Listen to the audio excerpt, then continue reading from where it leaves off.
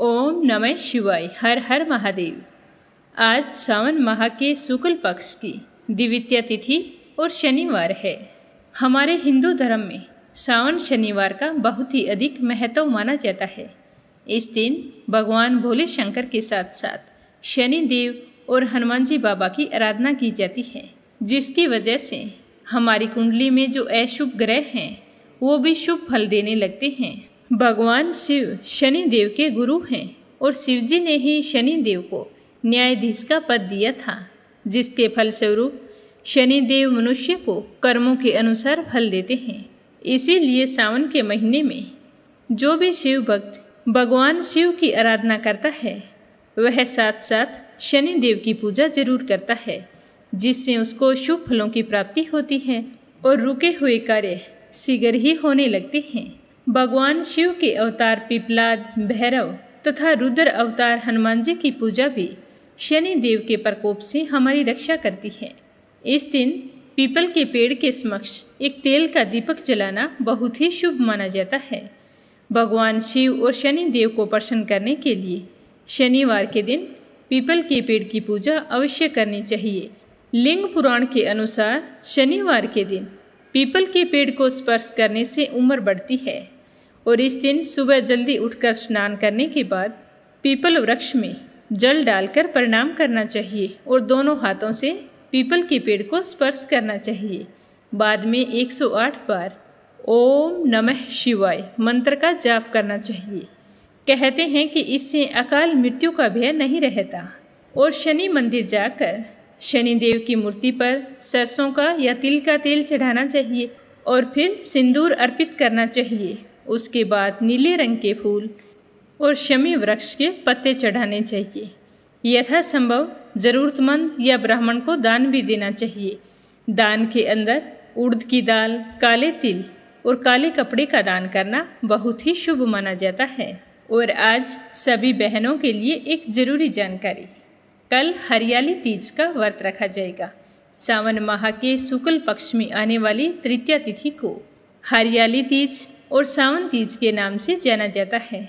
इस तीज का कुंवारी और विवाहित महिलाओं को बहुत ही बेसब्री से इंतजार होता है, क्योंकि उनके लिए एक ये बहुत ही महत्वपूर्ण त्यौहार है।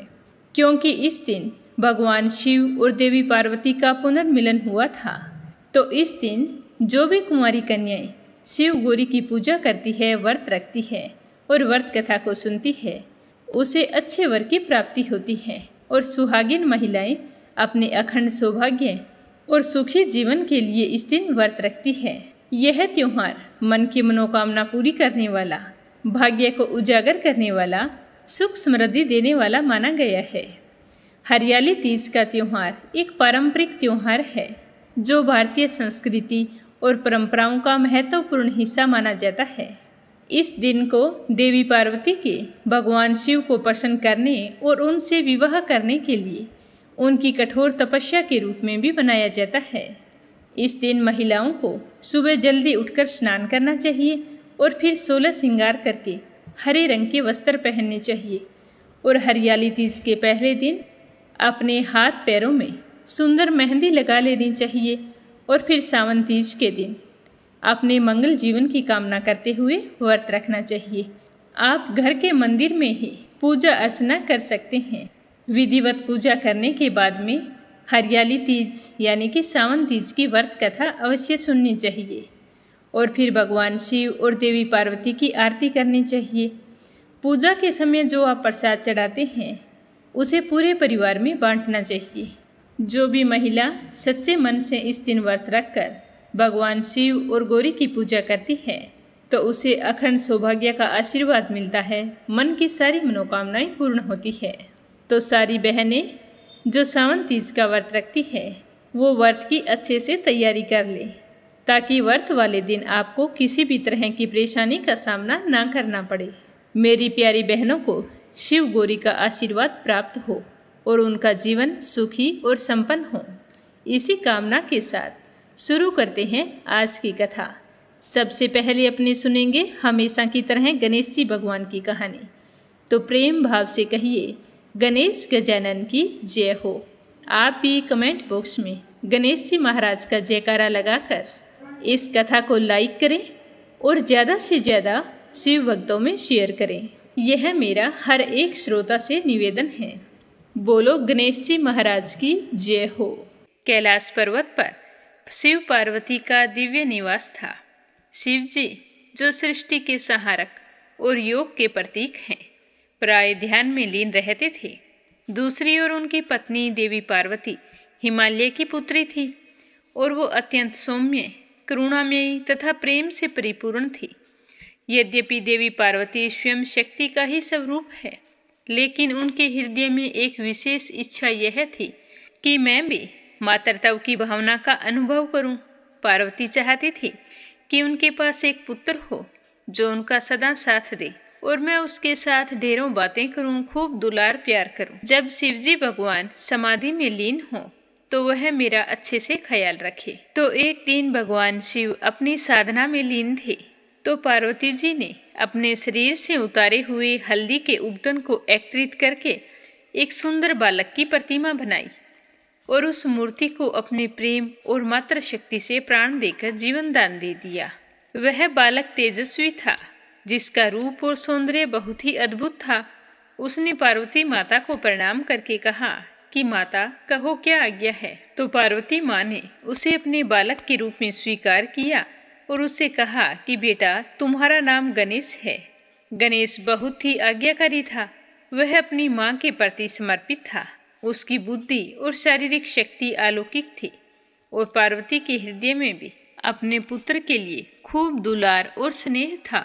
तो पार्वती माता कहने लगी कि बेटा, मैं स्नान करने जा रही हूँ, तुम दरवाजे पर खड़े हो जाना, किसी को भी अंदर मत आने देना, चाहे वो कोई भी हो। तो गणेश जी ने कहा कि ठीक है माँ, जो आपका आदेश है, कोई भी अंदर नहीं आ पाएगा। तो गणेश जी अपनी माँ के आदेश का पालन करते हुए घर के द्वार पर खड़े हो गए। पूरी निष्ठा और भक्ति के साथ वहीं पर खड़े रहे। उसी समय शिवजी भगवान ध्यान समाप्त करके पार्वती से मिलने कैलाश लौटे।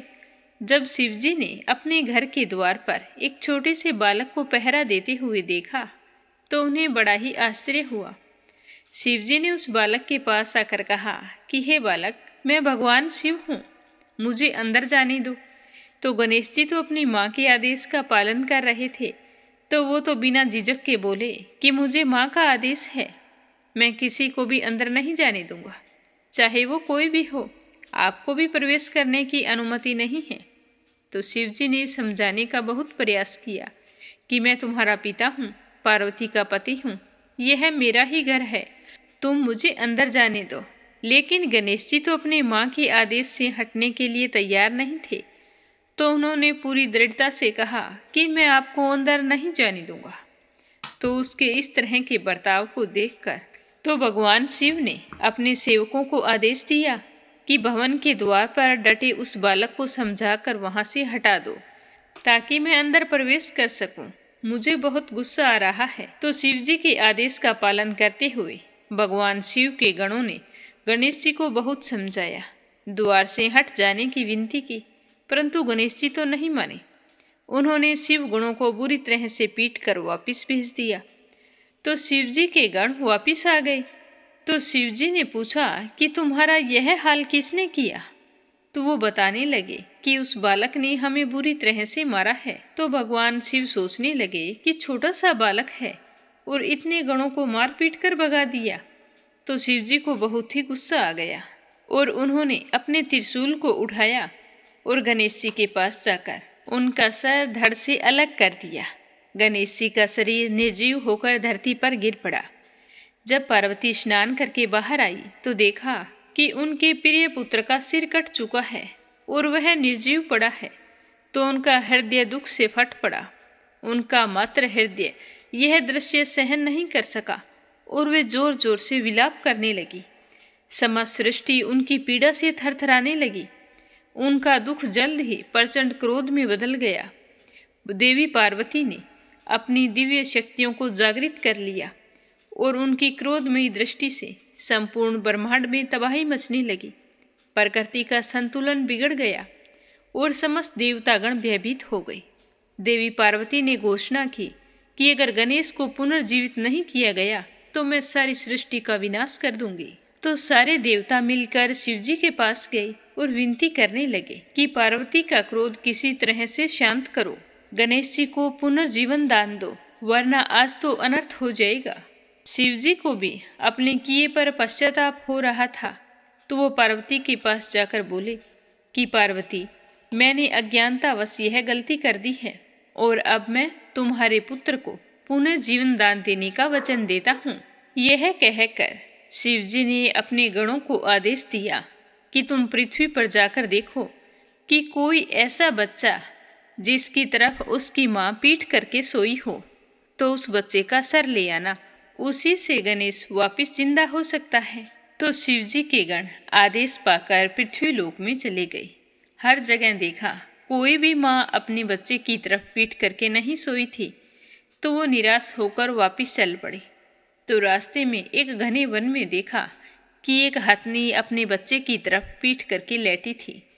तो उस बच्चे का सर काटकर शिवजी के पास ले आई और भगवान शिव ने उस हाथी के बच्चे के सिर को गणेश के शरीर से जोड़ दिया और फिर अपनी दिव्य शक्तियों से उसे जीवन दान दिया। तो गणेश जी पुनः जीवित हो गए, लेकिन अब उनका सिर हाथी का था।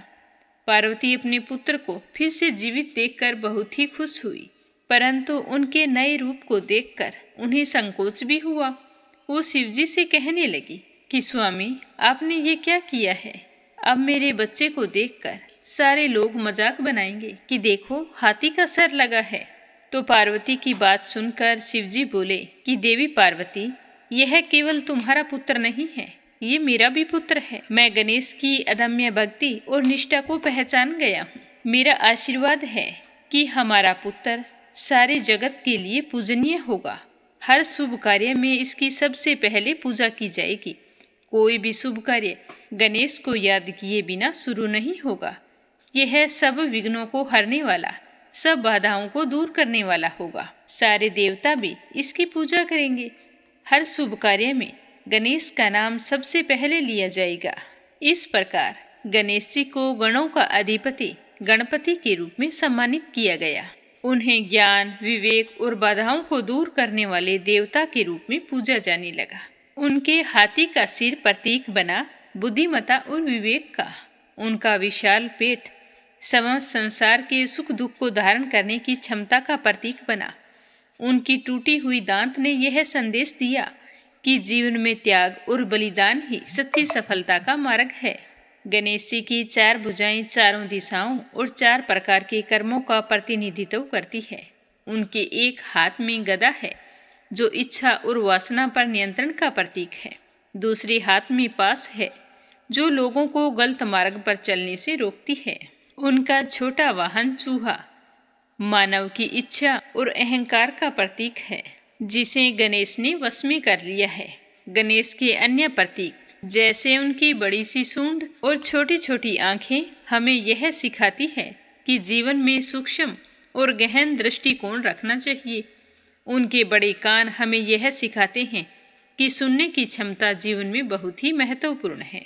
हमें दूसरों की बातों को हमेशा ध्यान से सुनना चाहिए। बोलो गणेश जी महाराज की जय हो। अब आपने सुनेंगे शनि देव की कथा। बोलो शनि देव की जय हो। बोलो भोले शंकर की जय हो। एक समय की बात है कि स्वर्ग लोक में 9 ग्रहों में आपस में वाद विवाद हो गया कि सबसे बड़ा कौन है। सभी देवता अपने आप को बड़ा बता रहे थे। विवाद इतना बढ़ गया कि आपस में युद्ध की स्थिति बन गई और सारे देवतागण मिलकर देवराज इंद्र के पास पहुँचे और वहां जाकर कहने लगे कि हे देवराज, आज आपको हमारा ये निर्णय करना है कि हम सब में से सबसे बड़ा कौन है। देवताओं का यह प्रश्न सुनकर देवराज इंद्र भी उलझन में पड़ गए।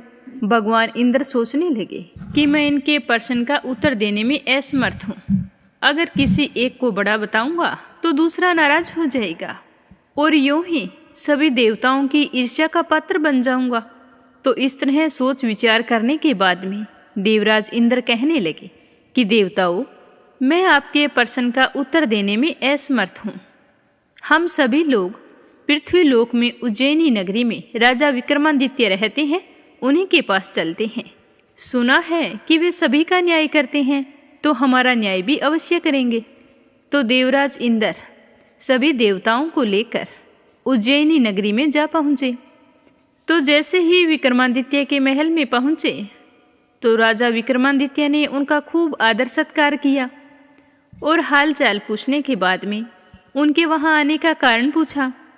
तो देवताओं ने कहा कि राजा विक्रमादित्य, हमारे सामने एक बड़ी ही विकट समस्या उत्पन्न हो गई है, आप उसका निवारण कर सकते हैं।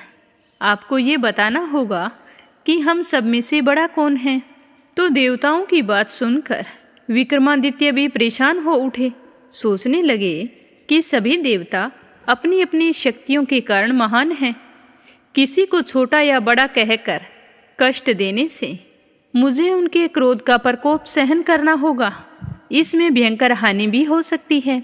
तो इस तरह सोचते सोचते विक्रमादित्य को एक उपाय सूझा और उन्होंने विभिन्न धातुओं के जैसे स्वर्ण, चांदी, कांसा, तांबा, सीसा, रांगा, जस्ता, अब्रक व लोहे के 9 आसन बनवा लिए। धातुओं के गुणों के अनुसार 9 आसनों को सभी देवताओं के पीछे रख दिया और फिर देवताओं को कहा कि अब आपको अपने अपने सिंहासन पर बैठना है। तो देवताओं के बैठने के बाद राजा विक्रमादित्य ने कहा कि आपका निर्णय तो स्वयं हो गया है। जो सबसे पहले सिंहासन पर विराजमान हुआ वो सबसे बड़ा है। तो राजा विक्रमादित्य के निर्णय को सुनकर शनि देवता ने सबसे पीछे आसन पर बैठने के कारण अपने आप को छोटा जान लिया और क्रोधित होकर कहने लगा कि राजा विक्रमादित्य, आपने मेरा अपमान किया है। तुम मेरी शक्तियों से परिचित नहीं हो, मैं तुम्हारा सर्वनाश कर दूंगा। तो इस तरह गुस्से में शनिदेव कहने लगे कि सूर्य 1 राशि पर 1 महीने, चंद्रमा 2.25 दिन, मंगल 1.5 महीने, बुध और शुक्र 1 महीने, बृहस्पति 13 महीने रहते हैं, लेकिन मैं किसी की राशि पर 7.5 वर्ष तक रहता हूँ, जिसे 7.5 कहते हैं। बड़े बड़े देवताओं को भी मैंने अपने प्रकोप से पीड़ित किया है। श्री राम को भी 7.5 के कारण ही वन में जाकर रहना पड़ा और रावण को 7.5 के कारण ही युद्ध में मृत्यु का शिकार बनना पड़ा। राजा, अब तू मेरे प्रकोप से कभी नहीं बच सकता। तो इस तरह शनिदेव का क्रोध राजा विक्रमादित्य चुपचाप सुनते रहे। उन्होंने बोलकर कुछ नहीं कहा। अन्य देवता तो प्रसन्नता के कारण चले गए, परंतु शनिदेव बड़े ही क्रोध के साथ वहां से विदा हुए। यह बात राजा विक्रमादित्य को बिल्कुल भी अच्छी नहीं लगी, पर क्या कर सकते थे। 1-2 दिन तक तो राजा के मन में यह बात चलती रही कि मेरी वजह से शनिदेव दुखी हो गए हैं, और फिर राजा अपने काम काज में भूल गए। पहले की तरह ही न्याय करते रहे। उनके राज्य में सभी स्त्री पुरुष बहुत आनंद से जीवन यापन कर रहे थे। इस तरह कुछ महीने बीत गए, परंतु शनिदेव अपने अपमान को कभी नहीं भूले। उन्हें तो वो बराबर सूल की तरह चुभ रहा था। तो शनिदेव ने राजा विक्रमादित्य से बदला लेने के लिए एक दिन घोड़े के व्यापारी का रूप धारण किया और बहुत सारे घोड़ों के साथ उज्जैनी नगरी जा पहुँचे। जब इस बात का पता राजा विक्रमादित्य को लगा कि राज्य में कोई घोड़े का व्यापारी आया है, तो उन्होंने अपने अश्वपाल को कुछ घोड़े खरीदने के लिए भेज दिया। तो अश्वपाल व्यापारी के रूप में आए शनिदेव के पास पहुँचे और राजा के घोड़े खरीदने की बात कही। तो व्यापारी ने कहा कि घोड़े बहुत कीमती हैं, आपके राजा नहीं खरीद सकते। तो अश्वपाल ने जब वापिस आकर घोड़ों के बारे में बता दिया कि घोड़े बहुत कीमती है और व्यापारी कह रहा है कि आपके राजा घोड़े नहीं खरीद सकते, तो राजा विक्रमादित्य स्वयं वहां चलकर गए और वहां जाकर घोड़ों को देखने लगे। घोड़े एक से बढ़कर एक थे। राजा को बड़े ही पसंद आ रहे थे। तभी देखते देखते राजा ने एक बहुत ही सुंदर और शक्तिशाली घोड़े को पसंद कर लिया और घोड़ों के व्यापारी से कहने लगे कि मुझे यह घोड़ा पसंद है, इसका क्या दाम लोगे मुझे बताओ, तुम्हें मुंह मांगा दाम दिया जाएगा। तो व्यापारी कहने लगा कि आप इस पर सवार होकर इसकी चाल तो देख लो, अगर कोई कमी हुई तो मैं तो यहाँ से चला जाऊँगा। तो राजा को व्यापारी की बात बड़ी पसंद आई। सोचने लगे कि व्यापारी कितना अच्छा है। घोड़े एक से बढ़कर एक है, फिर भी कह रहे हैं कि चाल देखकर घोड़े खरीदो। तो राजा बहुत ही खुश हुए और घोड़े की चाल देखने के लिए उस पर सवार हो गए। तो वह घोड़ा बिजली की गति से दौड़ पड़ा। राजा बहुत ही प्रसन्न हो रहे थे, लेकिन घोड़ा तो रुकने का नाम नहीं ले रहा था। तेज से तेज दौड़ता हुआ राजा को दूर एक जंगल में ले गया। तो यह देखकर राजा भी घबरा गए कि घोड़ा रुक क्यों नहीं रहा है। तो फिर अचानक से वह घोड़ा एक घने जंगल में घुस गया और राजा को वहीं गिराकर जंगल में ही कहीं गायब हो गया। अब राजा को तो अपने नगर लौटने के लिए रास्ता भी नजर नहीं आ रहा था, तो वो जंगल में ही भटकने लगे, लेकिन उन्हें लौटने का कोई रास्ता नहीं मिला। राजा भूख प्यास से बेचैन हो गए थे। सूर्य अस्त होने वाला था, तो राजा को एक रास्ता नजर आया। उस रास्ते पर चलते चलते जैसे ही कुछ दूर बढ़े तो उन्हें एक चरवाहा मिला जो अपनी भेड़ों को लेकर अपनी गांव की तरफ जा रहा था। तो राजा ने उससे पानी मांगा, तो उस चरवाहे ने राजा को पानी पिला दिया। तो राजा को पानी पीकर बहुत ही संतुष्टि मिली। तो राजा ने उस चरवाहे को अपनी अंगूठी निकाल कर दे दी और फिर उससे पूछा कि यह रास्ता किस ओर जाता है। तो वह चरवाहा कहने लगा कि यह पास ही के नगर में जाता है। तो राजा उसी रास्ते पर चलते हुए पास के नगर में पहुंच गए। नगर में घुसते ही एक सेठ की दुकान थी, तो दुकान पर बैठकर कुछ देर आराम किया। उस सेठ ने राजा से बातचीत की।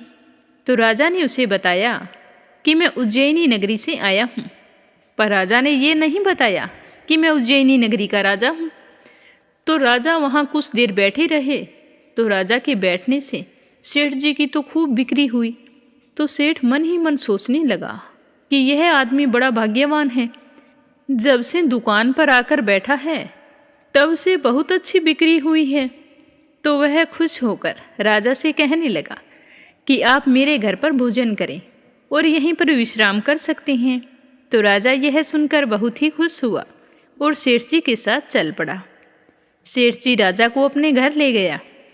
हाथ मुंह धोने के बाद जैसे ही राजा को भोजन परोसा, तो राजा तो भोजन करने लग गए। जिस कमरे में राजा भोजन कर रहे थे, उसमें एक खूंटी पर बहुत ही कीमती हार लटका हुआ था। तो सेठ जी कुछ समय के लिए बाहर आ गए। सेठ जी के कमरे से बाहर निकलते ही एक आश्चर्यजनक घटना घटी। राजा के देखते ही देखते सोने के उस हार को खूंटी निगल गई। सेठ जी ने कमरे में लौटकर देखा कि खूंटी पर हार नहीं है। तो चोरी का संदेह राजा पर ही किया, क्योंकि उस समय कमरे में राजा अकेले ही थे। तो सेठ जी ने अपने नौकरों से कहा कि इस परदेसी को रस्सियों से बांधकर नगर के राजा के पास ले चलो। तो नौकरों ने वैसा ही किया। राजा को रस्सी से बांध लिया और उस नगर के राजा के पास लेकर चले गए और चोरी करने के बारे में बता दिया। तो राजा ने विक्रमादित्य से पूछा कि आप इस चोरी के बारे में क्या कहना चाहते हैं। तो राजा कहने लगे कि महाराज, मैंने चोरी नहीं की है। मेरी आंखों के सामने देखते ही देखते खूंटी ने हार निगल लिया था। तो यह सुनकर राजा को बहुत ही गुस्सा आया और क्रोधित होकर चोरी करने के अपराध में विक्रमादित्य के हाथ पांव काटने का आदेश दे दिया। अब राजा विक्रमादित्य के हाथ पांव काट दिए और नगर की सड़क पर छोड़ दिया गया। वहाँ बेचारा भूखा प्यासा पड़ा रहता। अगर किसी को दया आती तो उसके मुंह में भोजन दे देता, और अगर कोई शरारती बच्चे होते तो वे उस पर पत्थर मारते। अब राजा विक्रमादित्य तो अपने भाग्य को कोस रहे थे कि मुझसे ऐसी क्या गलती हो गई जिसकी सजा मुझे इस तरह मिल रही है। राजा को शनि देव के प्रकोप की बात बिल्कुल भी याद नहीं आ रही थी। कुछ दिन बाद वहाँ से एक तेली गुजरा। जैसे ही उसकी नज़र राजा पर पड़ी तो देखा कि इसके हाथ पांव कटे हुए हैं। फिर भी यह मेरे तो काम आएगा, मैं इसे ले जाकर कोलू पर बैठा दूंगा, तो कम से कम आवाज़ देकर बैलों को हाँकता रहेगा और इतने में मैं कोई और काम कर लूँगा। तो यह सोचकर तेली ने राजा को वहाँ से उठाया और अपने घर ले जाकर कोलू पर बैठा दिया। अब राजा आवाज़ देकर बैलों को हाँकता रहता इस तरह तेली का बेल चलता रहा और राजा को भोजन मिलता रहा। इस तरह 7 साल बीत गए। शनि की 7.5 का प्रकोप पूरा होने वाला था। उस समय वर्षा ऋतु की शुरुआत हो गई। एक दिन राजा विक्रमादित्य रात को मेघ मल्हार गा रहा था। तभी नगर के राजा की लड़की राजकुमारी मोहिनी रथ पर सवार होकर उस तेली के घर के आगे से गुजरी। जब उसने मेघ मल्हार सुना तो उसे बहुत ही अच्छा लगा। उसने दासी को भेजकर गाने वाले को बुला लाने को कहा। तो राजकुमारी मोहिनी की बात सुनकर दासी तेली के घर गई और कहा कि तुम्हारे घर जो आदमी मेघ मल्हार गाता है उसे राजकुमारी साहिबा ने बुलाया है। तो तेली ने कहा कि वो तो अपंग है, उसके हाथ पांव कटे हुए हैं, वह कहीं आ जा नहीं सकता। तो दासी ने वापिस लौटकर राजकुमारी को अपंग के बारे में बता दिया कि तेली के घर बैलों को हाँकने के लिए एक आदमी रखा है, उसके हाथ पैर नहीं हैं, वही मेघ मल्हार गाता है। पर राजकुमारी तो उसके मेघ मल्हार से बहुत ही मोहित हो गई। उसने सब कुछ जानकर भी उस अपंग से विवाह करने का निश्चय कर लिया और खाना पीना छोड़कर उदास होकर बैठ गई। जब इस बात का पता राजा और रानी को लगा तो वो अपनी राजकुमारी के पास आए और पूछा कि बेटा, इस तरह से खाना पीना त्याग कर उदास होकर क्यों बैठी हो? तो राजकुमारी कहने लगी कि पिताजी, तेली के घर एक अपंग आदमी है, मैं उससे विवाह करना चाहती हूँ। तो उसके माँ बाप तो सुनकर हैरान हो गए। राजा और रानी ने मोहिनी को खूब समझाया कि बेटी, तेरे भाग्य में तो किसी राजा की रानी बनना लिखा है, फिर तू क्यों उस अपंग से विवाह करके अपने पाँवों पर कुल्हाड़ी मार रही है? पर राजकुमारी ने अपनी जिद नहीं छोड़ी। वह अपनी जिद पूरी करने के लिए अन्न जल का त्याग करके बैठी रही और प्राण त्यागने का निश्चय कर लिया। तो अपनी बेटी की ये हालत देखकर राजा और रानी बहुत ही उदास और दुखी हो गए। तो एक दिन रानी ने राजा से कहा कि मोहिनी इस तरह सब कुछ त्याग कर बैठी है, अगर कुछ अनर्थ हो गया तो हम क्या करेंगे? तो राजा कहने लगे कि तुम ही बताओ, मैं क्या करूं? मैं खुद बहुत परेशान हूँ। अपनी राजकुमारी को इस तरह उदास और दुखी नहीं देख सकता। पर तुम ही बताओ, अगर मैंने उस अपंग के साथ इसकी शादी कर दी तो क्या यह सुखी रह पाएगी? और सारे नगरवासी क्या कहेंगे कि राजा ने अपनी राजकुमारी की शादी एक अपंग के साथ करवा दी? तो राजा की बात सुनकर रानी ने कहा कि हे स्वामी, इसके भाग्य में जो लिखा है वही होगा, हमारे हाथ में कुछ भी नहीं है। जब मोहिनी मानने को तैयार नहीं है तो हम क्या कर सकते हैं? मैं तो कहती हूँ कि इसकी शादी उसी के साथ कर दो। तो राजा रानी को विवश होकर अपंग विक्रमादित्य के साथ अपनी राजकुमारी मोहिनी का विवाह करना पड़ा। विवाह के बाद राजा विक्रमादित्य और राजकुमारी तेली के घर में रहने लगे। उसी रात स्वप्न में शनिदेव ने राजा से कहा कि हे राजा विक्रमादित्य, तूने मेरा प्रकोप देख लिया। मैंने तुम्हें मेरे अपमान का दंड दिया है। तो उसी समय राजा को वह न्याय वाली बात याद आ गई। तो राजा ने हाथ जोड़कर शनिदेव से कहा कि हे शनिदेव, मुझे क्षमा करने की कृपा करें, मुझे सजा मिल गई है। हे शनिदेव, आपने जितना दुख मुझे दिया है अन्य किसी को मत देना। तो शनिदेव ने कुछ देर सोचकर कहा कि राजा, मैं तुम्हारी प्रार्थना स्वीकार करता हूँ। अब तुम्हारे जीवन से मेरी 7.5 पूरी हो गई है, तो अब मैं जा रहा हूँ। और जो भी स्त्री पुरुष मेरी शनिवार के दिन पूजा करेगा, शनिवार को व्रत करके मेरी व्रत कथा सुनेगा, उस पर मेरी अनुकंपा हमेशा बनी रहेगी। इस तरह कहकर शनिदेव राजा के स्वप्न से अंतर्ध्यान हो गए।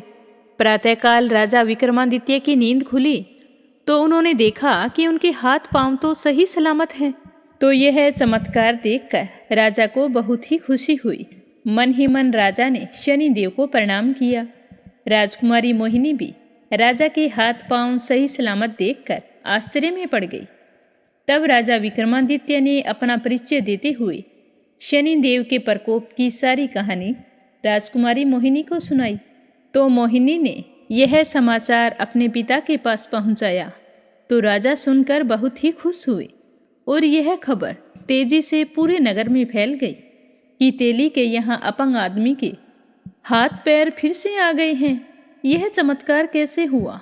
तो जैसे ही इस बात का पता सेठ जी को लगा तो वह दौड़ता हुआ तेली के घर पहुंचा और राजा के चरणों में गिरकर क्षमा मांगने लगा। तो राजा ने उसे क्षमा कर दिया, क्योंकि यह सब तो शनि देव के प्रकोप के कारण हुआ था।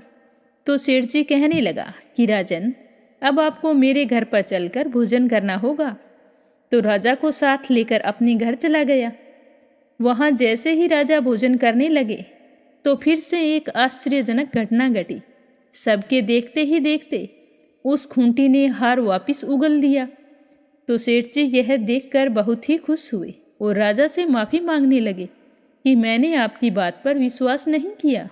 तो राजा कहने लगे कि इसमें आपकी कोई गलती नहीं है, मुझ पर शनि दोष था, उसी की वजह से यह सब कुछ हो रहा था। मुझे तुमसे कोई शिकायत नहीं है। तो सेठ जी कहने लगे कि राजन, आपको मेरी बेटी से विवाह करना होगा। तो यह कहकर सेठ जी ने अपनी बेटी का विवाह राजा के साथ कर दिया और बहुत सारे सोने के आभूषण, धन आदि देकर राजा को विदा किया। तो राजा विक्रमादित्य राजकुमारी मोहिनी और सेठ की बेटी को लेकर उज्जैनी नगर पहुँचे। तो राजा को पुनः पाकर सारे नगरवासी बहुत ही खुश हुए और उनका खूब स्वागत किया। राजा से पूछने लगे कि राजन, इतने दिन आप कहाँ थे? तो राजा ने अपनी प्रजा को सारी बात बताते हुए कहा कि आज के बाद हमारे पूरे नगर में शनि देव सब देवों में सर्वश्रेष्ठ है। प्रत्येक स्त्री पुरुष शनिवार को उनका व्रत करें और व्रत कथा सुने, ताकि आप सब पर शनि देव की कृपा दृष्टि बनी रहे। तो राजा विक्रमादित्य की घोषणा से शनिदेव बहुत ही प्रसन्न हुए। शनिदेव का व्रत करने और व्रत कथा सुनने के कारण सभी लोगों की मनोकामनाएं शनिदेव की अनुकंपा से पूरी होने लगी और सभी लोग आनंद पूर्वक रहने लगे। बोलो शनि महाराज की जय हो, बोलो भोले शंकर की जय हो। अब अपने सुनते हैं स्कंद पुराण का आगे का अध्याय। तो प्रेम भाव से कहिए, स्कंद पुराण की जय हो, शिव परिवार की जय हो।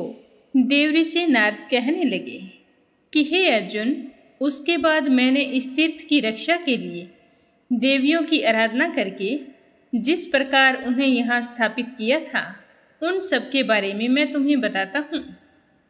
जैसे सबके आत्मा परमेश्वर सब भूतों में व्यापक हैं, उसी प्रकार उनकी शक्ति परमेश्वरी प्रकृति भी नित्य एवं व्यापक हैं। शक्ति के प्रसाद से मनुष्य सुख और समस्त संपदाओं को प्राप्त करता है। हे कुंती पुत्र, भगवती ईश्वरी संपूर्ण भूतों में इस प्रकार स्थित है। बुद्धि ही पुष्टि, लज्जा, तुष्टि, शांति, क्षमा, स्पृहा, श्रद्धा, चेतना, मंत्र शक्ति, उत्साह शक्ति तथा प्रभु शक्ति, इन सब रूपों में परमेश्वरी शक्ति ही सर्वव्यापक है। यही अविद्या रूप से बंधन का और विद्या रूप से मोक्ष का कारण होती है। सदा इसी की आराधना करके इंद्र आदि देवताओं ने ऐश्वर्य प्राप्त किया है। भगवती शक्ति ही परा प्रकृति है, वही अनेक भेदों में भिन्न भिन्न अनेक रूपों में स्थित है। इसीलिए मैंने जिन महादेवियों को जहाँ स्थापित किया है उनके बारे में बताता हूँ, ध्यान से सुनना। चारों दिशाओं में 4 महाशक्तियों की स्थापना की गई है। पूर्व दिशा में स्कंद स्वामी के द्वारा सिद्ध अंबिका की स्थापना हुई है। उन्हीं को सृष्टि आदि में प्रकट हुई मूल प्रकृति कहते हैं। सिद्धों ने उनकी आराधना की है, इसीलिए उनका नाम सिद्ध अंबिका है। दक्षिण दिशा में तारा देवी विराजमान है, उनकी स्थापना मैंने ही की है। ये वही तारा है जिन्होंने देवताओं को तारने के लिए भगवान कच्छप का आश्रय लिया है। उन्हीं के आवेश से युक्त होने के कारण जगत गुरु भगवान कुरुम ने देवताओं का उद्धार किया। ये गिरिजा नंदनी तारा बड़ी आराधना के बाद मेरे द्वारा यहाँ लाई गई है। ये करोड़ों देवियों से घिरी हुई बड़ी उग्र देवी है। मेरे प्रति आदर का भाव होने के कारण मेरी प्रार्थना से ही यही दक्षिण दिशा में आकर रहती है। इसी प्रकार पश्चिम दिशा में शुभ स्वरूपा भास्वरा देवी स्थित है, जिनसे व्याप्त होकर सूर्य आदि मंडल प्रकाशित होते हैं, जिनकी शक्ति से संपूर्ण नक्षत्र मंडल सब ओर आते जाते हैं। वे भास्वरा देवी ही हैं। वे बड़ी प्रबल शक्ति हैं। मैं आराधना करके ब्रह्मांड कटा से उन्हें यहाँ लाया हूँ। वे कोटि देवियों से आवृत होकर यहाँ रहती है और सदा पश्चिम दिशा की रक्षा करती है। उत्तर दिशा में योग नंदिनी देवी का वास है, जो पूर्व काल में भगवती पराप्रकृति के शरीर से प्रकट हुई थी तथा जिनके निर्मल दृष्टि से देखे जाने पर चारों सनकादिकों महात्माओं ने उन्हें योगेश्वरी का नाम दिया है। उन्हें भी मैं आराधना करके अंडक कटाह से यहाँ लाया हूँ। वे योगनियों से घिरी हुई है, यहाँ उत्तर दिशा में निवास करती हैं। इस प्रकार ये चार महाशक्तियाँ इस तीर्थ में सदा स्थित रहती हैं। उसके बाद मैं नव दुर्गाओं को भी यहाँ ले आया। उनका परिचय मैं तुम्हें बताता हूँ। त्रिपुरा नाम से प्रसिद्ध एक उच्च कोटि की देवी है, जिनसे आविष्ट होकर जगदीश्वर भगवान शिव ने त्रिपुरासुर को भस्म किया था। इसीलिए भगवान हर ने त्रिपुरा कहकर स्वयं देवी दुर्गा का स्तमन किया था। अतः वे संपूर्ण जगत के लिए पूजनीय हैं। मैं उनकी आराधना करके उन्हें अमरेश पर्वत से यहाँ लाया हूँ। भक्तों की मनोवांछित कामनाओं को पूर्ण करने वाली वे त्रिपुरा देवी बटादित्य के समीप विराजमान हैं। इनके सिवा दूसरी कोलंबा नाम की देवी है, जो सनातन महाशक्ति है। उन्हीं के आवेश से युक्त होकर वराह रूपधारी भगवान विष्णु ने इस पृथ्वी को जल से ऊपर उठाया था। इसीलिए भगवान विष्णु ने कोलंबा नाम से उनकी स्तुति और पूजा की है। हे अर्जुन, मैं शक्ति योग से कोलंबा देवी को प्रसन्न किया और फिर यहाँ पर लेकर आया हूँ। वे वराहगिरी पर निवास करती है और वहीं से मैं उनको यहाँ लाया हूँ। तीसरी दुर्गा भी इस पूर्व दिशा में ही स्थित हैं। उनका नाम है कपालेशा। मैंने और कार्तिकेय जी ने उनकी स्थापना की है। उनके प्रभाव का वर्णन तो मैं पहले ही कर चुका हूँ। वे नर श्रेष्ठ धन्य हैं, जो कपालेश्वर की पूजा करके उन कपालेशा देवी का नित्य दर्शन करते हैं। वे संपूर्ण संसार की शक्ति हैं। इसी प्रकार तीन दुर्गाएं पूर्व दिशा में विराज रही हैं। अब पश्चिम दिशा में जो परम उत्तम तीन दुर्गाएं सुशोभित हैं, उनके बारे में बताता हूँ। पश्चिम में जो स्वर्णाक्षी देवी है, वे समस्त ब्रह्मांड का भली भांति पालन करने वाली है। मैंने बड़ी आराधना करके इस तीर्थ में उन्हें विराजमान किया है। जो उन्हें प्रणाम करता है तथा भक्तिपूर्वक उनका पूजन करता है, वो 33 करोड़ देवियों के समादर आशीर्वाद के पात्र होते हैं। पश्चिम में दूसरी महादुर्गा चर्चिता निवास करती है। उन्हें मैंने बड़ी भक्ति के साथ प्रार्थना करके रसातल से यहाँ बुलाया है। उसी दिशा में त्रिलोक्य विजया नाम से प्रसिद्ध तीसरी महादुर्गा का भी निवास है, जिनकी आराधना करके रोहिणी वल्लभ चंद्रमा ने त्रिभुवन में विजय प्राप्त की है। उनको मैं सोमलोक से लाया हूँ। वे पूजित होने पर सदा विजय देने वाली हैं। अब वे उत्तर दिशा में निवास करने वाली देवियों का परिचय मैं तुम्हारे सामने करता हूँ। ध्यानपूर्वक सुनना। उत्तर दिशा में भी एक वीरा आदि 3 देवियां स्थित हैं। एक वीरा देवी का पूजन तथा आराधना करने पर मनुष्य को उनकी समस्त अभिष्ट वस्तुएं प्रदान होती हैं। हे कुंती पुत्र, उन्हें भी मैं बड़ी आराधना के बाद ब्रह्मलोक से यहाँ लेकर आया हूँ। उनका नाम कीर्तन करने से दुष्टों का नाश होता है। और दूसरी देवी हरिसिद्धि नाम की दुर्गा देवी है, जो बड़ी बलवंती है। उन्हें मैं यहाँ पर साकोतर नामक स्थान से आराधना करके लाया हूँ। जो लोग हर सिद्धि की उपासना में तत्पर रहने वाले हैं, उनके पास डाकिनी शाकिनी आदि नहीं जाती हैं। और तीसरी दुर्गा का नाम है चांडिका देवी, जो ईशान कोण में स्थित हैं। वे ही नवीं दुर्गा हैं। उन्होंने पार्वती के शरीर से निकलकर रोषपूर्वक चंडमुंड नामक महान असुरों का संहार किया है।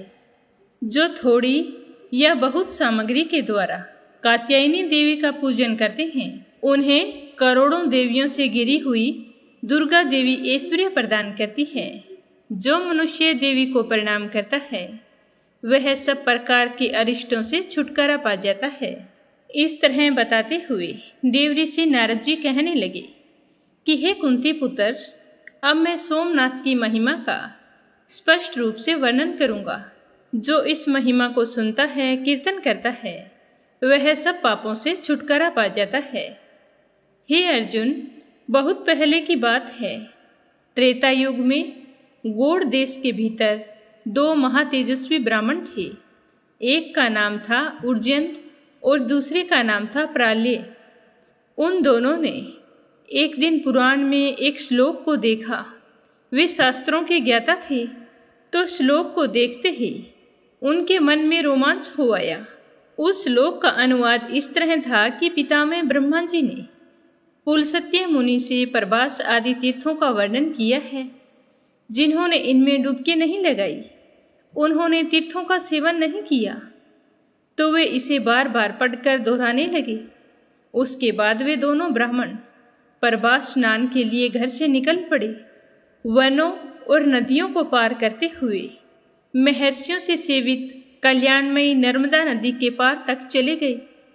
मार्ग में गुप्त क्षेत्र महिसागर संगम की महिमा सुनकर वहां स्नान करके वे प्रभास के ही पथ पर चलने लगे।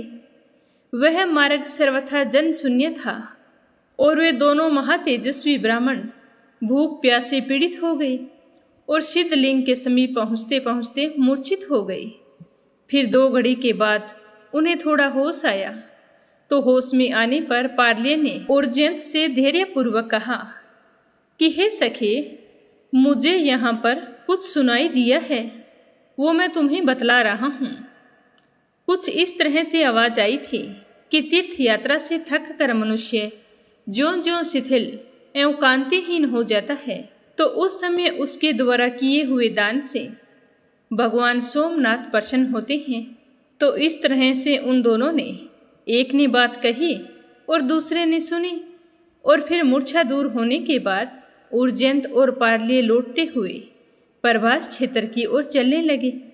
उनकी यह निष्ठा देखकर भगवान शंकर ने दोनों को प्रत्यक्ष दर्शन दिया और उन दोनों के शरीर को अपनी कृपा दृष्टि से सुदृढ़ और सबल बना दिया। तो यह देखकर दोनों ब्राह्मण बहुत ही खुश हुए। तब ये दोनों प्रभास तीर्थ में शिवजी के स्थान को चले गए। वही दोनों ब्राह्मण सोमनाथ सिद्धेश्वर के समीप विद्यमान हैं। पश्चिम में उर्जयंत और पूर्व में पार्लेश्वर हैं, जो सोम कुंड के जल में तथा महिसागर संगम में धीरे से स्नान करके युगल सोमनाथ का दर्शन करता है, वह जन्म भर के पापों से छूट जाता है। पितामह ने यहाँ पर हाटकेश्वर नामक शिवलिंग की स्थापना करके एकाग्रचित होकर उनकी स्तुति की थी। हे अर्जुन, अब मैं तुम्हें उनकी स्तुति के बारे में बताता हूँ, तुम ध्यान से सुनना। भगवान रुद्र सूर्य के समान अमित तेजस्वी आपको नमस्कार है। आप सबकी उत्पत्ति करने वाले, भव दुखों को दूर भगाने वाले रुद्र तथा जल में रस हैं, आपको नमस्कार है। आप संहारकारी सर्व हैं, पृथ्वी आपका रूप है। आप नित्य सुंदर गंध धारण करने वाले हैं, आपको नमस्कार है। आप सबके ईश्वर तथा वायु रूप हैं। आपने ही कामदेव का नाश किया है, आपको नमस्कार है। आप पशुओं के अधिपति, पालक तथा अत्यंत तेजस्वी हैं। आपका स्वरूप भयंकर है। यह आकाश आपका ही रूप है। आप शब्द मात्र परमेश्वर को नमस्कार है। आप महादेव हैं, सोम चंद्रमा रूप अथवा उमा सहित हैं तथा अमृत स्वरूप हैं। आपको नमस्कार है। आप उग्र रूप, यजमान मूर्ति तथा कर्म योगी हैं। आपको नमस्कार है। इस प्रकार दिव्य नामों के साथ उच्चारित इस हाटकेश्वर स्तोत्र को, जिसका निर्माण स्वयं साक्षात पितामह ब्रह्मा जी ने किया है, उसे पूरी निष्ठा और श्रद्धा से सुनता है, वह भगवान शिव के सायुज्य को प्राप्त होता है। इसमें तनिक भी संदेह नहीं है। महिसागर संगम में इस प्रकार के बहुत से पवित्र तीर्थ हैं, जिनका मैंने संक्षेप से वर्णन किया है। तो देवऋषि नारद जी की बात सुनकर अर्जुन कहने लगे कि हे देवऋषि नारद जी, आपके द्वारा स्थापित महिसागर तीर्थों में जो जो प्रधान तीर्थ हैं, उनका मुझसे वर्णन कीजिए। मेरे मन में सुनने की बड़ी ही जिज्ञासा उत्पन्न हो रही है। तो अर्जुन की बात सुनकर देवऋषि नारद जी कहने लगे कि हे अर्जुन, महिसागर में जो जो मुख्य तीर्थ हैं, उनके बारे में बतलाता हूँ। उस तीर्थ में जयादित्य नाम से प्रसिद्ध भगवान सूर्य विराजमान हैं। आज मैं तुम्हें उनके प्रादुर्भाव की कथा सुनाता हूँ। मैं इस महिसागर संगम की स्थापना करके कुछ काल के अनंतर भगवान सूर्य का दर्शन करने के लिए उनके लोक में गया था। वहाँ जाकर उन्हें प्रणाम करके आसन पर बैठ जाने के बाद सूर्य देव ने अर्घ्य से मेरा पूजन किया और हंसकर बड़ी ही मधुर वाणी में कहा कि हे विप्रवर, आप कहाँ से आए हैं और कहाँ जाएंगे? तो मैंने उत्तर दिया कि हे प्रभु, मैं भारतवर्ष के महीनगर से आपका दर्शन करने के लिए आया हूँ। तो सूर्यदेव कहने लगे कि आपने वहाँ जो स्थान स्थापित किया है, उसमें जो ब्राह्मण निवास करते हैं, उनके गुण मुझे बतलाइए। वे ब्राह्मण कैसे गुणों से युक्त हैं? तो भगवान सूर्य के इस तरह पूछने पर मैंने फिर से उत्तर दिया कि हे भगवान, यदि मैं उनकी प्रशंसा करता हूँ तो मुझ पर यह दोष लगाया जा सकता है कि यह तो अपने आत्मीय जनों की स्तुति करता है और निंदा के तो वे पात्र है ही नहीं, तो निंदा मैं उनकी कर नहीं सकता। तो मेरे लिए तो दोनों ओर संकट ही संकट हैं।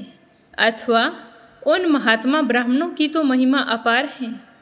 यदि मैंने उसे बहुत घटा के तुम्हें बताया तो मुझे महान दोष प्राप्त होगा, और अगर मैंने तारीफ की तो सारे के सारे कहेंगे कि यह तो उनकी प्रशंसा कर रहा है। तो मेरा तो यही कहना है कि यदि आप मेरे द्वारा पूजित दिव्येंद्रों की महिमा सुनना चाहते हैं तो स्वयं ही वहाँ चलकर देख लीजिए, आपको पता चल जाएगा। तो मेरे द्वारा इस तरह कहने पर भगवान सूर्य को बड़ा ही विस्मय हुआ और वे बार बार कहने लगे कि मैं स्वयं ही चलकर उनका दर्शन करूँगा। इस तरह कहकर भगवान भास्कर ने मुझे तो विदा कर दिया और अपनी योग शक्ति के प्रभाव से आकाश में तपते हुए भी दूसरे स्वरूप से समुद्र के तट को चल दिए। उन्होंने महातेजस्वी वृद्ध ब्राह्मण का रूप धारण कर लिया था। त्रिकाल स्नान से जैसे पिंगल वर्ण की जटा हो जाती है, वैसे पिंगल वर्ण की जटा धारण किए हुए उन महात्मा को मेरे ब्राह्मणों ने देखा। फिर तो वे हारित आदि द्विज अपनी ब्रह्मशाला से उठकर उन ब्राह्मण देवता की ओर दौड़ पड़े। उस समय उनके नेत्र हर्ष से खिल उठे। नए आए हुए उन श्रेष्ठ द्विज को नमस्कार करके वे सारे के सारे ब्राह्मण प्रसन्नतापूर्वक कहने लगे कि हे विप्रवर, आज हमारा दिन तो बड़ा ही पुण्यजनक है। आज ये स्थान परम उत्तम हो गया है, क्योंकि आपने स्वयं कृपा करके यहाँ पदार्पण किया है। इसमें कोई संदेह नहीं है कि उत्तम ब्राह्मण कृपा करके ही किसी धन्य गृहस्थ को पवित्र करने के लिए उसके घर में अतिथि के रूप में पधारते हैं। अतः आप इन पैरों से चलकर आज हमारे ग्रहों को पवित्र कीजिए। साथ ही दर्शन, भोजन और विश्राम आदि के द्वारा हमारे सहित इस स्थान को भी पावन बनाइए। तो अतिथि रूप में आए हुए ब्राह्मण के रूप में सूर्यदेव कहने लगे कि हे ब्राह्मणों, भोजन दो प्रकार का होता है, एक प्राकृत और दूसरा परम। अतः मैं आप लोगों का दिया हुआ उत्तम परम भोजन प्राप्त करना चाहता हूँ। तो अतिथि की यह बात सुनकर हारितने ने अपने 8 वर्ष के बालक से कहा कि बेटा कमठ, क्या तुम ब्राह्मण के बताए हुए भोजन को जानते हो? तो कमठ कहने लगा कि हे पिताश्री, मैं आपको प्रणाम करके वैसे परम भोजन का परिचय दूंगा तथा ब्राह्मण देवता को वह भोजन देकर ही तृप्त करूंगा। प्रकृति आदि 24 तत्वों के समुदाय को जो तृप्त करता है वही प्राकृत भोजन कहलाता है। वह 6 रसों और 5 भेदों वाला बतलाया गया है। उसके भोजन करने से शरीर रूपी क्षेत्र की तृप्ति होती है।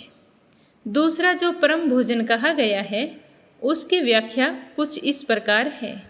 परम कहते हैं आत्मा को, उसका जो भोजन है वही परम भोजन है। अतः नाना प्रकार के धर्म का जो स्वर्ण है उसे अन्न कहा गया है। क्षेत्रज्ञ आत्मा उस अन्न का भोक्ता है और दोनों कान ही उस अन्न को ग्रहण करने के लिए मुख हैं। हे पिताजी, वही परम भोजन आज मैं इन ब्राह्मण देवता को दूंगा। हे विप्रवर, आपकी जो इच्छा हो पूछिए। विद्वान ब्राह्मणों की इस सभा में अपनी शक्ति के अनुसार मैं आपको संतुष्ट करूंगा। तो कमठ के मुख से इस तरह की महत्वपूर्ण बात सुनकर ब्राह्मण मन ही मन उसकी सराहना करने लगे और उसके सामने एक प्रश्न कहा कि तुम मुझे यह बतलाओ कि जीव उत्पन्न कैसे होता है। तो कमठ कहने लगा कि हे ब्राह्मण, पहले गुरु को, उसके बाद धर्म को नमस्कार करके मैं इस वेद वर्णित प्रश्न का यथाशक्ति समाधान करूँगा। जीव के जन्म लेने में 3 प्रकार का कर्म कारण होता है, पुण्य, पाप और उभय मिश्रित। अर्थात कर्म 3 प्रकार के हैं, सात्विक, राजस और तामस।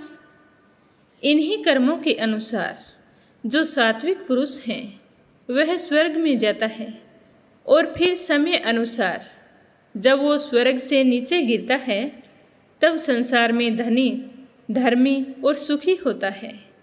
जो तमोगुणी पुरुष है वह नरक में पड़ता है और वहाँ नाना प्रकार की यातनाएं भोगने के पश्चात यहाँ आकर स्थावर योनि में जन्म लेता है। उसके बाद वह दीर्घ काल तक उसी योनि में रहते हुए महात्मा पुरुषों के दर्शन, स्पर्श, उपभोग और समीप बैठने आदि से स्थावर शरीर से मुक्त होकर वह मनुष्य होता है। मनुष्य होने पर भी वह दुखी, दरिद्र आदि से घिरा हुआ तथा अंधा, बहरा, काना, कुबड़ा, लंगड़ा, लूला आदि होता है। यह सब लोगों के प्रत्यक्ष हैं। यह सब पाप का ही लक्षण है। जो पाप और पुण्य दोनों से मिश्रित कर्म वाला पुरुष है वह पशु पक्षी आदि की योनि को प्राप्त होता है। उसके बाद वह इस संसार में मनुष्य होता है। जिसका पुण्य अधिक और पाप थोड़ा होता है वह पहले दुखी होकर पीछे सुख भोगता है। जिसका पाप बहुत और पुण्य कम होता है वह पहले सुखी होता है और फिर दुख भोगता है। यह मिश्रित कर्म का लक्षण है। इनमें से पहले मनुष्य की उत्पत्ति का प्रसंग है, उसके बारे में बताता हूँ। पुरुष और स्त्री के वीर्य तथा रज का संगम होने पर सूक्ष्म ज्ञानेंद्रिय, मन, बुद्धि तथा शुभाशुभ कर्म संस्कार के साथ जीव गर्भ में प्रवेश करके रजोवीर्य में कलल में स्थित होता है। उस समय वह मूर्छित अवस्था में होता है। 1 महीने तक उसी अवस्था में पड़ा रहता है। जैसे ही पहला महीना समाप्त होता है और दूसरे का शुभारंभ होता है तो वह कललाकार जीव घनी भाव को प्राप्त हो जाता है। तीसरे महीने में उसके अवयवों का निर्माण होने लगता है। इसी प्रकार होते होते 7वें महीने में पहुंच जाता है और वह अपनी माता के खाए पिए हुए अन्न और जल का सार अंश ग्रहण करने लगता है। 8वें और 9वें महीने में उस बालक को गर्भ में बड़ा उद्वेग होता है। उसके सब अंग झिल्ली में लपेटे होते हैं। उसके हाथों की अंगुलियां मुख से बंधी होती है। यदि गर्भ का बालक अधिकतर उदर के मध्य भाग में रहता है तो वह नपुंसक है। यदि वाम भाग में ठहरता है तो कन्या है। यदि दक्षिण भाग में रहा करता है तो वह पुरुष है। इसी प्रकार वह उदर के किसी एक भाग में स्थित होता है। जिन योनियों में वह जन्म लेता है उसका ज्ञान उसे उसी समय होता है। इतना ही नहीं, उसे पहले अनेक जन्मों की बातों का भी स्मरण हो आता है। वह गाढ़ अंधकार में अदृश्य होकर पड़ा रहता है। वहाँ की दुर्गंध से वह अत्यंत मोह को प्राप्त होता है। यदि माता ठंडा जल पीती है तो उसे सर्दी मालूम होती है, और अगर कोई गर्म पेय पीती है तो उसे गर्मी का अनुभव होता है। माता के मैथुन या परिश्रम करने पर उसको क्लेश होता है। यदि माता को कोई रोग है तो उस रोग की गर्भ में बालक को भी पीड़ा होती है। इसके सिवा इस बालक को स्वयं भी ऐसे रोग होते हैं जिन्हें माता पिता नहीं देख पाते। अधिक सुकुमारता होने से वे रोग गर्भस्थ शिशु के अंगों में तीव्र वेदना उत्पन्न करते हैं। उस अवस्था में थोड़े से समय को भी वह 100 वर्षों के समान मानता है और नाना प्रकार के कष्टों को भोगता है। वह 100 वर्षों के समान दुख मानता हुआ 9 महीने पूरा करता है। अपने प्राचीन कर्मों से भी वह गर्भ में बालक को बड़ा संताप होता है। वह बार बार पुण्य करने के मंसूबे बांधता है कि यदि मैं मनुष्य शरीर में जन्म और जीवन पाऊं तो ऐसा कार्य करूंगा कि मैं निश्चय ही मोक्ष को प्राप्त होऊंगा। सीमतोनयन संस्कार के बाद चिंता में पड़े हुए बालक के शेष 2 महीने अत्यधिक पीड़ा के कारण 3 युगों के समान बीतते हैं। उसके बाद उसके जन्म का समय आ जाता है। जन्म का समय आने पर प्रसूति वायु से प्रेरित होकर नीचे मुख वाला वह बालक बड़ी पीड़ा का अनुभव करता है तथा योनि के संकीर्ण द्वार से कष्टपूर्वक निकलने लगता है। उस समय उसे ऐसी पीड़ा होती है, उसे ऐसा लगता है कि मानो उसकी कोई चमड़ी नोच रहा है। किसी के हाथ का स्पर्श आदि भी उसे आरे की धार के समान जान पड़ता है। जन्म लेने के पश्चात वह अचेत बालक केवल माता के स्तन मात्र को जानता है। पूर्व कर्मों के अधीन होने के कारण उसका गर्भगत ज्ञान सारा नष्ट हो जाता है और फिर वह उसी तरह तामस, राजस और सात्विक कर्म करने लगता है। मनुष्य का शरीर एक घर के समान है। इसमें हड्डियां ही प्रधान स्तंभ हैं। नस नाड़ियों के बंधन से यह बंधा हुआ है। रक्त और मांस रूपी मिट्टी से यह लिपा हुआ विष्ठा और मूत्र रूपी द्रव्य का पात्र है। 7 धातु रूपी 7 दीवारों से यह अत्यंत दृढ़ बना हुआ है। केश और रोम रूपी घास फूस से इसे छाया गया है। मुख ही इस घर का प्रधान दरवाजा है। शेष 2 आँख, 2 कान, नाक, लिंग और गुदा, ये 8 खिड़कियां हैं जो इस घर की शोभा बढ़ाते हैं, और दोनों होठ इस मुख्य द्वार के किवाड़ हैं। दांतों की अर्गला से इस द्वार को बंद किया गया है। नाड़ी ही इसकी नाली है और पसीना आदि ही इस गंदे जल के प्रवाह हैं। यह देह गेह कफ और पित्त में डूबा हुआ है। जरा अवस्था और शोक से व्याप्त है। काल की मुख अग्नि में इसकी स्थिति है। राग और द्वेष आदि से यह सदा ग्रस्त रहता है तथा यह नाना प्रकार के शोक की उत्पत्ति का स्थान है। इस प्रकार मनुष्यों को यह देह रूपी गेह उत्पन्न होता है, जिसमें क्षेत्रज्ञ आत्मा गृहस्थ के रूप में निवास करता है और बुद्धि उसकी गृहिणी है। इस शरीर में रहकर जीव नाना प्रकार के साधनों में संलग्न हो नरक, स्वर्ग और मोक्ष को प्राप्त कर लेता है। तो उस छोटे से बालक के मुख से इस तरह के वचन सुनकर ब्राह्मण के रूप में आए सूर्यदेव भगवान कहने लगे कि हे बालक, तुम्हारी बुद्धि तो वृद्धों की सी है। तुम तो बहुत अच्छा प्रतिपादन कर रहे हो। सुनकर मेरे मन को तो बड़ा सुकून मिल रहा है। अब तो मैं तुम्हारे मुख से शरीर का लक्षण सुनना चाहता हूँ। तुम मुझे बताओ और तृप्त करो। इस तरह कहते हुए ब्राह्मण देव मुस्कुराकर कमठ की ओर देखने लगे। तो कमठ ने ब्राह्मण देव को शरीर के कौन से लक्षण बताए, यह अपने सुनेंगे कल के अध्याय में। प्रेम भाव से सुनने के लिए आप सभी का बहुत बहुत धन्यवाद।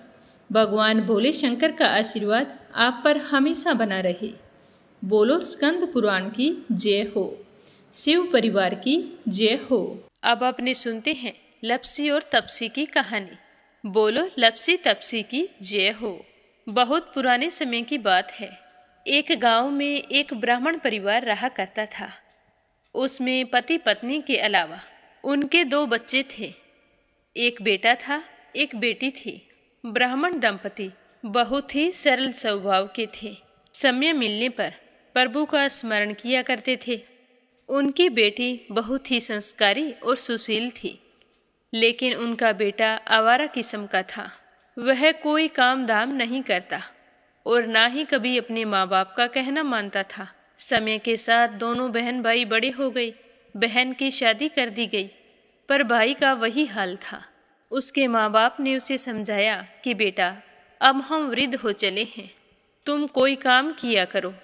लेकिन उस पर उनकी बातों का कोई असर नहीं होता था। तो एक दिन ब्राह्मणी अपने पति से कहने लगी कि स्वामी, आप बिल्कुल काम छोड़ दीजिए।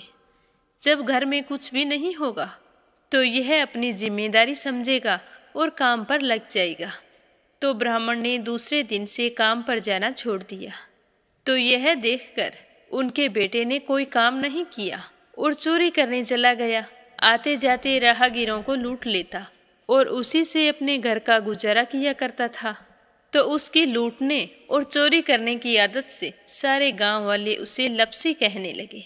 तो लपसी की इस हरकत से उसके माँ बाप बहुत ही दुखी रहते थे, पर वह किसी की सुनने के लिए तैयार नहीं था। इसी तरह समय बीतता गया।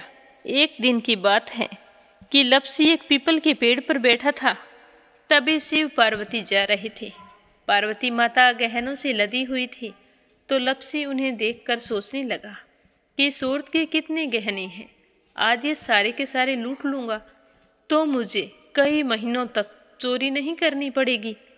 तो वह लूटने के इरादे से पीपल की ओट में होकर बैठ गया। जैसे ही शिव पार्वती वहाँ से जाने लगे तो लपसी एकदम से शिव पार्वती के सामने आकर कहने लगा कि जल्दी से जितने सारे गहने पहन रखे हैं उतार दो। तो पार्वती माता कहने लगी कि तुम चोरी क्यों करती हो, तुम्हें पता है चोरी करना पाप है।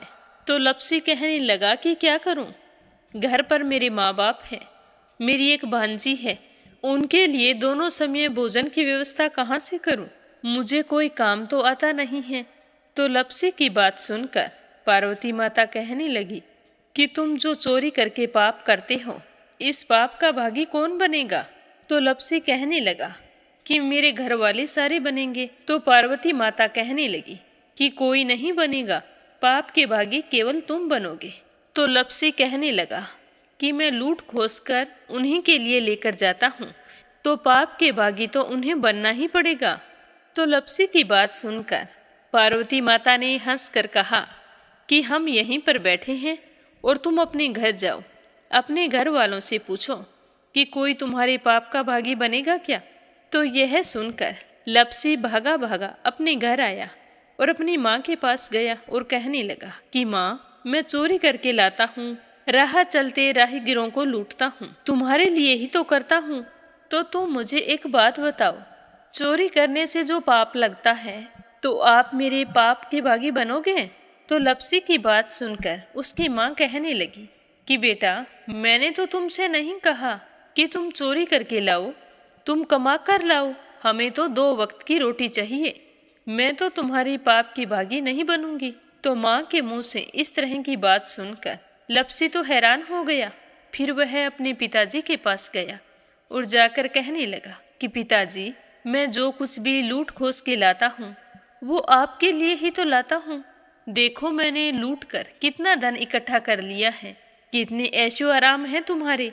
अगर मैं चोरी नहीं करता तो क्या ये सब हमें मिलता। पिताजी, मैं तुमसे एक बात पूछता हूँ कि चोरी करने से पाप लगता है तो उस पाप में आप मेरे भागीदार बनोगे क्या? तो लप्सी की बात सुनकर उसके पिताजी कहने लगे कि बेटा, मैंने नहीं कहा कि तुम चोरी करके लाओ, तुम कमा कर लाओ। मैं तुम्हारे पाप का भागी नहीं बनूंगा। तो माँ बाप के मुंह से इस तरह की बात सुनकर वह बहुत ही उदास हुआ और सोचने लगा कि मैं कितने महीनों से चोरी कर रहा हूँ, ना जाने मुझ पर कितना पाप चढ़ गया है, और ये तो बोल रहे हैं कि पाप के भागी हम नहीं बनेंगे, तो अब क्या होगा? तो वह बड़े ही दुखी मन से शिव पार्वती से मिलने के लिए चल पड़ा। जैसे ही घर से बाहर निकलने लगा तो उसकी छोटी सी भांजी दरवाजे पर खेल रही थी। उसे पता नहीं था कि पाप पुण्य क्या होता है, तो वो कहने लगी कि मामा, पाप की भागी मैं बनूंगी। तो उसके इस तरह कहते ही लप्सी ने उसे गोद में उठाया और चल पड़ा। शिवजी भगवान और पार्वती माता के पास जाकर कहने लगा कि घर वालों ने पाप का भागी बनने से मना कर दिया है और एक यही है जो पाप की भागी बनने को तैयार है। फिर लप्सी बड़े ही दीन स्वर में कहने लगा कि हे भगवान, मैं समझ गया हूँ कि चोरी करना पाप है। आज तक जो मैंने काम किया वो बहुत ही गलत था, लेकिन अब मैं इसका प्रायश्चित करना चाहता हूँ। अब तुम ही बताओ, मुझे मेरे पापों से मुक्ति कैसे मिलेगी? तो उसकी बात सुनकर शिव पार्वती बहुत ही खुश हुए और लप्सी को कच्चे सूत का एक छोटा सा गोला देते हुए कहा कि लप्सी, ये सूत लो और इस पीपल के चारों ओर परिक्रमा लगाओ। जब यह सूत समाप्त हो जाएगा तब तुम्हारे सारे पाप नष्ट हो जाएंगे। तो यह सुनकर लप्सी बहुत ही खुश हुआ। सोचने लगा कि छोटा सा गोला है, अभी लपेट कर घर चला जाऊंगा, उसके बाद में कभी कोई पाप नहीं करूंगा। फिर उसने अपनी बांजी को कंधे पर बैठाया और पीपल की परिक्रमा लगानी शुरू कर दी। अब भगवान का वह सूत खत्म कहाँ होने वाला था। लप्सी चक्कर लगाता गया पर वह सूत खत्म नहीं हुआ। चक्कर लगाते लगाते 1 महीने, 6 महीने, साल, पूरे 12 साल बीत गए, पर वह सूत खत्म नहीं हुआ। 12 साल बाद एक बार फिर शिव पार्वती जी वहाँ से गुजर रहे थे, तो पार्वती माता ने कहा कि स्वामी, चलो लप्सी को चलकर देखते हैं। तो शिवजी कहने लगे, वो चोरी करने वाला, लूटने वाला कब का चला गया होगा? तो पार्वती माता कहने लगी कि नहीं स्वामी, चलकर देखने में क्या जाता है, चलो एक बार देखते हैं।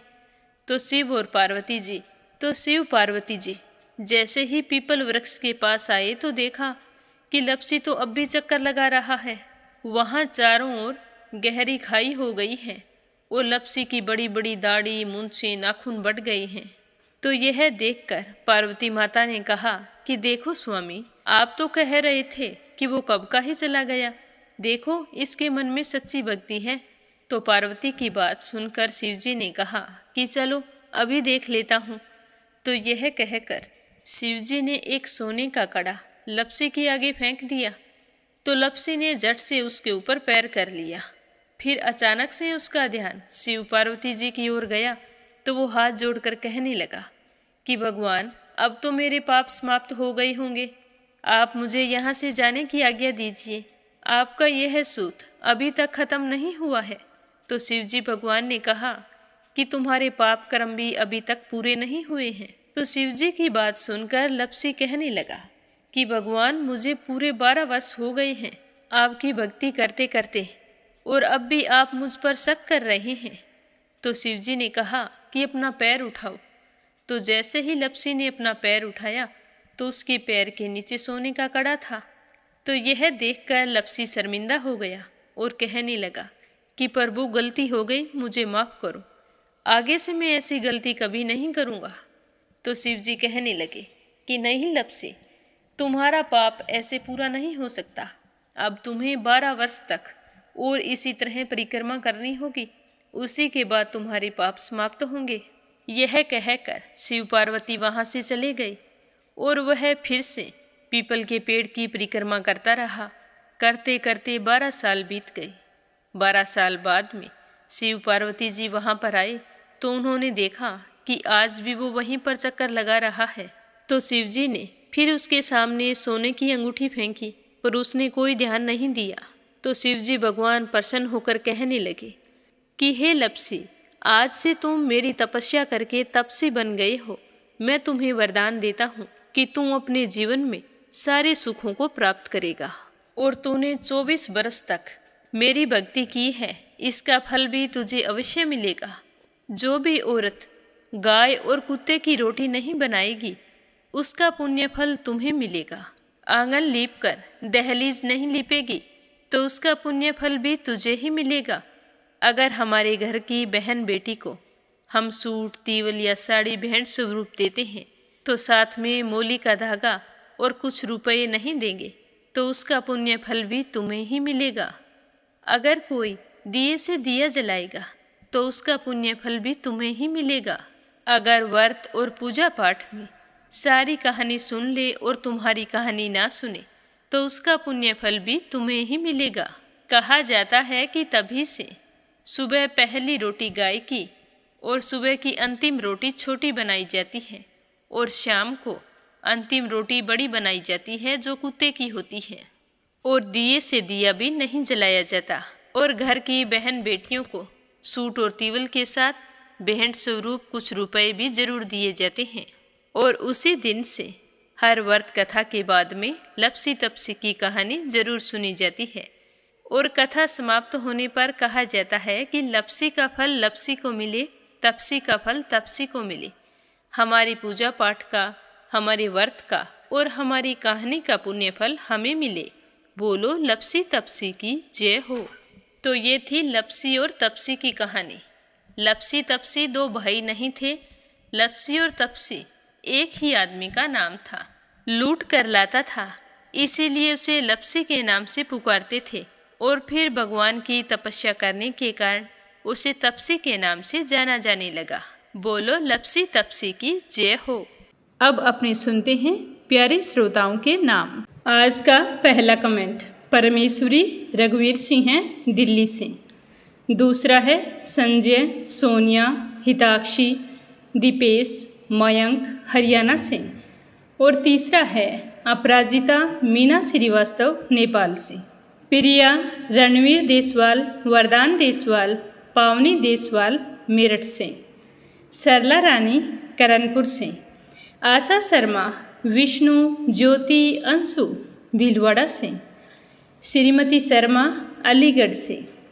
देवी सिंह, कार्तिक, पायल, सौम्या, उमा रघुवंशी, गजबा सौदा से। श्रीचंद यादव, गया बिहार से। आरती खैरावर, आगरखर से। विमला, नेपाल से। नर बहादुर पाल, नेपाल से। वंदना वर्मा, इंदौर से। श्रीमती यशोदा, उड़ीसा से। निर्मला सिसोदिया, दिल्ली से। श्यामवती, सुषमा, विष्णु, हरियाणा से। मीनू वालिया, दिल्ली से। सुनीता रानी, मेरठ से। तारा मिश्रा, राम नरेश मिश्रा, शुभम मिश्रा, रितेश मिश्रा, गोपालगंज से। बीना देविका, कनिका वाशने, अलीगढ़ से। अनिल कुमार टिहरी, करनाल से। राधा रोहिला, दिल्ली से।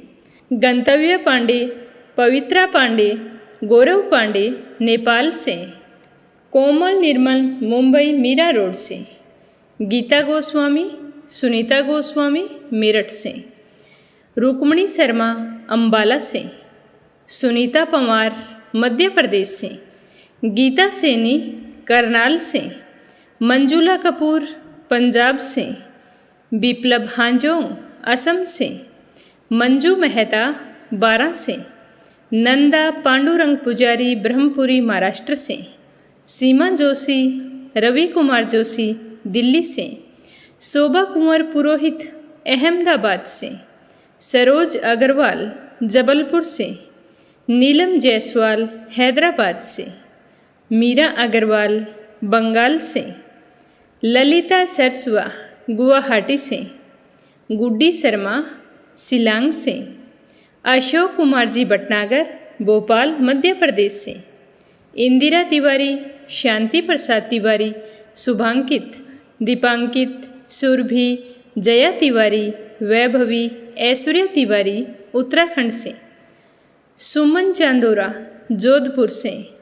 अंशु शर्मा, दिल्ली से, कमला देवी भीलवाड़ा से, सुनीता गोयल उत्तराखंड से, संजीव कंसल, कविता कंसल, कृष्णा कंसल, आरूष कंसल, रानी कंसल मुजफ्फरनगर से, इंदिरा शर्मा शिलांग से, संगीता अग्रवाल, कमला देवी अग्रवाल दुलिया महाराष्ट्र से, रामवती देवी, जगबीर सिंह, रुद्र कुमार, रवि कुमार, राहुल कुमार, अनुज कुमार, ज्योति, वंदना, भावना, आराध्या, आन्या, तोलू मोलू, अविका मेरठ से, उषा जांगीड़ सोजत सिटी से, मंजू चौधरी भीलवाड़ा से, संगीता नागर फरीदाबाद से, मोनिका नागर तिगांव से, वीना कालरा आगरा से, शांताबेन वाघेला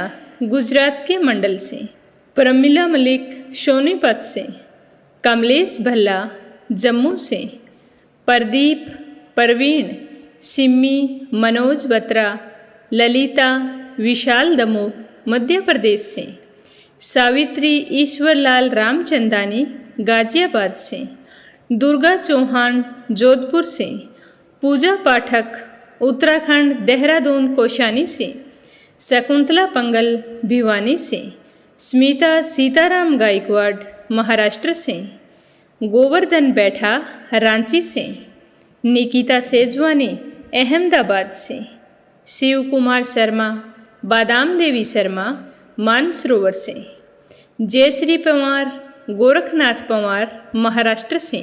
आपने पूछा है कि पशुपति व्रत करना चाहती हूँ, सावन मास में शुरू किए जा सकते हैं या नहीं।